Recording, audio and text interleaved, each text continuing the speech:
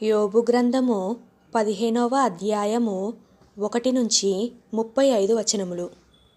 అప్పుడు తెమానీయుడైన ఎలీఫజు ఇలాగున ప్రత్యుత్తరమిచ్చెను. జ్ఞానము గలవాడు నిరర్థకమైన తెలివితో ప్రత్యుత్తరమియ్యదగునా? తూర్పు గాలితో తన కడుపు నింపుకొనదగునా?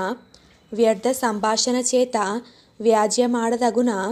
నిష్ప్రయోజనమైన మాటల చేత వాదింపదగునా? నీవు భయభక్తులను వ్యర్థము చేయుచున్నావు, దేవుని గూర్చిన ధ్యానమును హీనపరచుచున్నావు. నీ మాటల వలన నీ పాపము తెలియబడుచున్నది, వంచకుల పలుకులు నీవు పలుకుచున్నావు. నేను కాదు, నీ మాటలే నీ దోషమును స్థాపించుచున్నవి. నీ పెదవులే నీ మీద సాక్ష్యము పలుకుచున్నవి. మొదట పుట్టిన పురుషుడు నీవేనా? నీవు పర్వతములకు ముందుగా పుట్టినవాడవా? నీవు దేవుని ఆలోచన సభలో చేరియున్నవాడవా? నీవు మాత్రమే జ్ఞానవంతుడవా? మేము ఎరుగనిది నీవేమి ఎరుగుదువు? మేము గ్రహింపనిది నీవేమి గ్రహింతువు? నెరిసిన వెంట్రుకలు గలవారును చాలా వయస్సు మీరిన పురుషులును మాలోనున్నారు. నీ తండ్రి కంటెను వారు చాలా పెద్దవారు. దేవుడు సెలవిచ్చిన ఆదరణ నీకు తేలికగానున్నది. ఇట్లు నీతో మృదువుగా పలుకబడిన వాక్యము తేలికగానున్నది. నీ హృదయము ఎలా కృంగిపోయెను, నీ కన్నులు ఎలా ఎర్రబారుచున్నవి. దేవుని మీద నీవేలా ఆగ్రహపడుచున్నావు? నీ నోట నుండి అట్టి మాటలెల్లా రానిచ్చుచున్నావు. శుద్ధుడగుటకు నరుడు ఏ పాటివాడు? నిర్దోషుడగుటకు స్త్రీకి పుట్టినవాడు ఏ పాటివాడు? ఆలోచించుము. ఆయన తన దూతలయందు నమ్మికయుంచడు.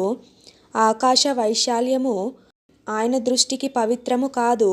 అట్లుండగా హేయుడును చెడినవాడును నీళ్లు త్రాగునట్లు దుష్క్రియలు చేయువాడును మరి అపవిత్రుడు గదా.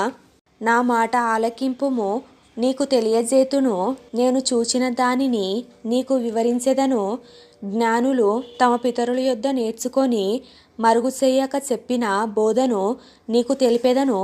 అన్యులతో సహవాసము చెయ్యక తాము స్వాస్థ్యముగా పొందిన దేశములో నివసించిన జ్ఞానులు చెప్పిన బోధను నీకు తెలిపెదను. తన జీవిత కాలమంతయు దుష్టుడు బాధనొందును. హింసకునికి ఏర్పడిన సంవత్సరములన్నీయు వాడు బాధనొందును. భీకరమైన ధ్వనులు వాని చెవులలో బడును. క్షేమకాలమున పాడుచేయు వారు వాని మీదికి వచ్చెదరు. తాను చీకటిలో నుండి తిరిగి వచ్చెదనని వాడు నమ్మడు. వాడు ఖడ్గమునకు ఏర్పరచబడినవాడు. అబ్బా, ఆహారం ఎక్కడ దొరుకునని దాని కొరకు తిరుగులాడును. అంధకార దినము సమీపించుచున్నదని వానికి తెలియును. శ్రమయు వేదనయు వానిని బెదిరించును. యుద్ధము చేయుటకు సిద్ధపడిన రాజు శత్రువుని పట్టుకొనున్నట్లు అవి వానిని పట్టుకొనును. వాడు దేవుని మీదికి చెయ్యి చాపును. సర్వశక్తుడగు వానిని ధిక్కరించి మాటలాడును. మూర్ఖుడై ఆయనను మార్కొనును. తన కేడముల గుబకలతో ఆయన మీదికి పరుగెత్తును.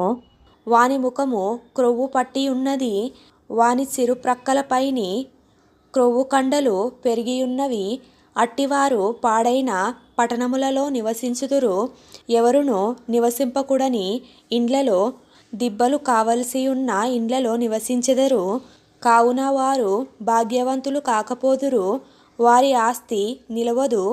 వారి సస్యసంపద పంట బరువై నేలకు వంగదు. వారు చీకటిని తప్పించుకొనరు. అగ్నిజ్వాల వారి లేత కొమ్మలను దహించును.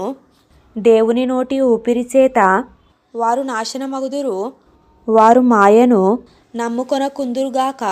వారు మోసపోయిన వారు మాయయే వారికి ప్రతిఫలమగును. వారి కాలము రాకముందే అది జరుగును. అప్పుడే వారి కొమ్మ వాడిపోవును. ద్రాక్ష చెట్టు పిందెలు రాల్చునట్లు ఆయన వారిని రాల్చును.